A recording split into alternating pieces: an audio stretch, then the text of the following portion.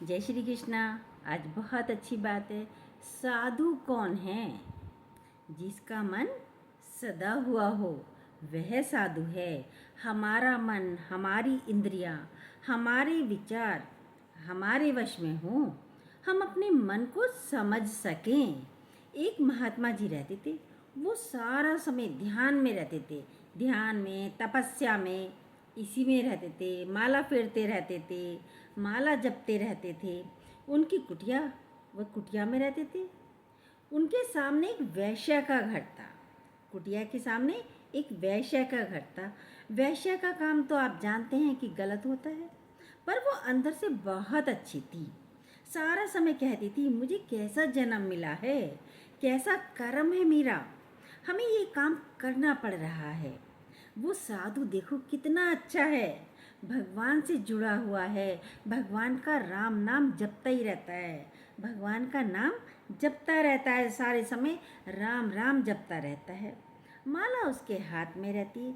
कितना अच्छा है साधु, कितनी अच्छी है जिंदगी साधु की। कर्म उसका, वैश्य का कर्म खराब था, पर मन बहुत अच्छा था, पर सोच बहुत अच्छी थी। काश हम भी ऐसा ही कर सकते। हमारे पास तो राम राम जपने का समय ही नहीं है, वैश्या सोचती थी। माला जपने का समय ही नहीं है, परमात्मा से जुड़ नहीं सकते हम। उधर साधु माला तो जपता था, पर देख किसको रहा था? वैश्या के यहाँ पे देख रहा था कितने लोग आ रहे हैं, क्या संगीत चल रहा है, ये सब सुनता रहता था, देखता। माला हाथों में जप रहा है और निगाह उधर की तरफ ही है। नृत्य की आवाज़ आ रही है, नृत्य हो रहा है। परमात्मा की तरफ से तो उसका मन बिल्कुल हट गया, उसका मन उधर ही जा रहा था। ये मन की दिशा है, नीचे की ओर लेकर जाती है। आमने सामने दोनों रहते थे। उसको जो समय मिलता था, उसको लगता था हम परमात्मा से जुड़ जाएं। वैश्या को लगता था मैं परमात्मा से जुड़ जाऊं। कैसे जुड़ूं, मुझ पर तो समय ही नहीं बचता। क्या हुआ? वैश्या के अंदर दैवीय गुण जागृत हो गए, दैवीय गुण आने लगे और साधु के अंदर इच्छाएं, कामनाएं उपजने लगी। कहते हैं जब दोनों मरे तो क्या हुआ? साधु तो नरक की ओर डाल दिया गया और वैश्या को स्वर्ग ले जाने लगे। साधु ने कहा, उसको कहाँ लेकर जा रहे हो? स्वर्ग तो हमको ले चलो, हमें स्वर्ग ले चलो। वो तो इतनी खराब है, उसने सारे जीवन बहुत गलत कार्य किए हैं, सारी जिंदगी उसने गलत ही गलत काम किए हैं, कोई अच्छा काम नहीं किया। मैं सारा समय देखता था उसको, मुझे पता है वो सारा समय गलत काम करती थी। वो गलत है, उसे नरक में डालो, साधु बोल रहा था। मैंने तो इतना राम राम जपा है, राम नाम जपा है, इतनी मालाएं फेरी हैं और मुझे नरक ले जा रहे हो? साधु कह रहा था। बोला यही तो फर्क है। जो यमदूत लेके जा रहे थे, उसने सारा समय परमात्मा को याद रखा, उसका मन परमात्मा में रहा। भले ही उसको वहाँ पर वो बैठी थी, लेकिन मन तो उसका परमात्मा में ही था। और तुमने सारा समय किसको याद रखा? सोचो। साधु से कहा, संसार को रखा है, इच्छाओं को रखा है, कामनाओं को रखा है, तुम नरक के भागीदार हो। हमारे विचार कौन से हैं? अब हम लोगों के विचार भी कौन से हैं? भले ही हम माला जप रहे हैं, पर मन कहाँ पड़ा है? तन तो मंदिर में बैठा दिया, पर मनवा तो 14 फिरे। ये तो सिमरन नहीं, ये सिमरन नहीं है। चारों दिशाओं में यदि मन फिर रहा है, जहाँ तन वहाँ मन रखिए। हमारे विचार कौन से हैं देखिए। ये दिशा बदलना आना चाहिए, ये मन को बदलना आना चाहिए। मन तो भागेगा, मन की तो आदत है चलने की, भागने की, पर इसकी लगाम खींचनी पड़ेगी। सही दिशा पकड़िए, सही मार्ग पकड़िए। हम सही दिशा में नहीं जाते, सारा समय हमारी दिशा संसारिक है। महात्मा बनिए, यानी महान आत्मा बनिए। जो परमात्मा से जुड़ा है वही तो महान है। सनातन है, पुरातन है, बहुत पुराना है सब। सनातन है, पुरातन है, सब भूतों में, चाहे अच्छा है, चाहे खराब है, चाहे पापी है, चाहे पुण्य है, चाहे पराया है, चाहे अपना है, चाहे दोस्त है, चाहे दुश्मन है, संसार में सबका नाश होता है। भगवान ने बोला मेरा ना होता नाश है। भगवान ने कहा सबका नाश होना है एक दिन, सब नष्ट होने हैं, सब मृत्यु को प्राप्त होने हैं, पर मेरा ना होता नाश है। तभी तो आद सच जुगाद सच है भी सच। आज समय मतलब पहले से ही सच है ये। भगवान ही सत्य है, पहले भी था, आज भी है और आने वाले समय में भी वही सत्य रहेगा। मानो तीनों कालों में मेरा नाश नहीं है, वो सत्य सदैव था और है और रहेगा।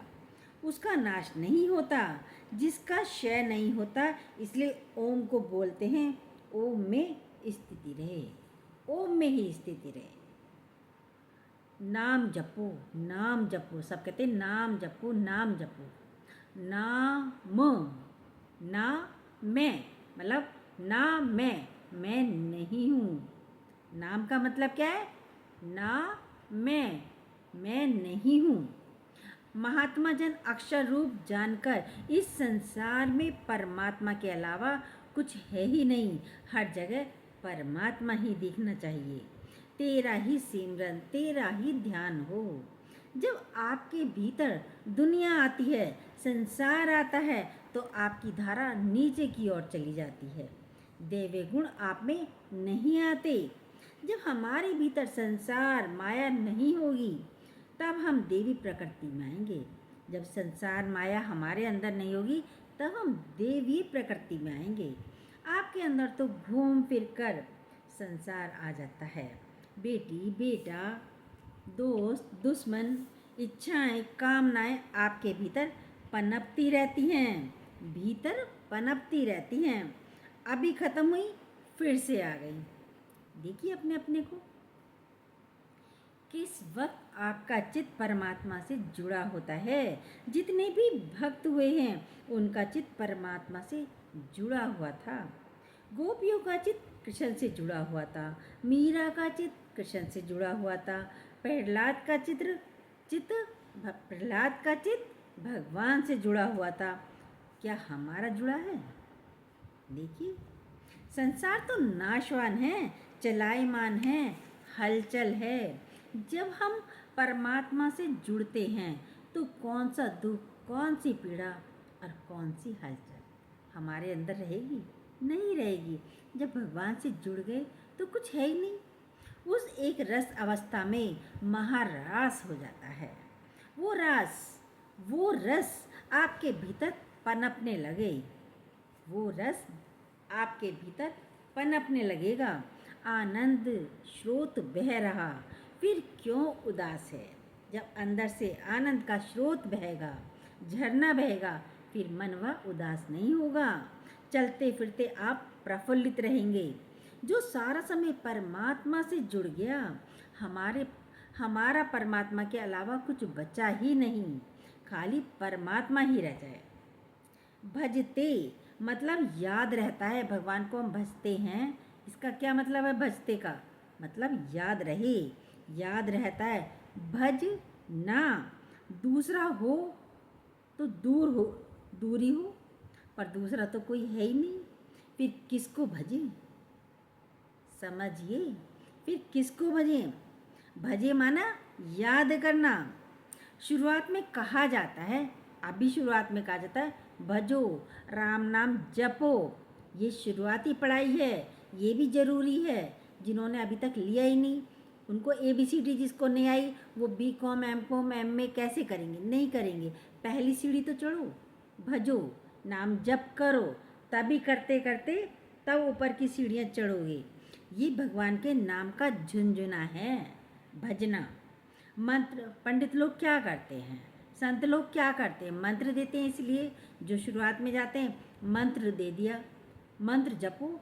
ये संत लोग बच्चों को पकड़ाते हैं, ये भी एक झुनझुना है, लेकिन शुरुआत इससे करनी चाहिए। भजना चाहिए, मंत्र बोलना चाहिए, जपना चाहिए। और जब बड़े हो गए, मैच्योरिटी आ गई, बड़े होकर क्या हुआ, मिलकर जब एक हो गए, तब किसको याद करें? जब हम भगवान से मिलकर एक हो गए, जान गए है ही परमात्मा, मैं हूँ ही नहीं। अब किसको जपेंगे आप? नमस्कार कैसे करेंगे? इधर करें या इधर करें? किसको करें? एक ही है, एक ही है। किसको नमस्कार करें, किसको प्रणाम करें? एक फिर किसको याद? अनन्य जब अन्य है ही नहीं, फिर याद करने की भी बात नहीं रहती। दो हो तो याद करें, जब है ये दूजा भाव ना होए, दूसरा भाव ही ना हो।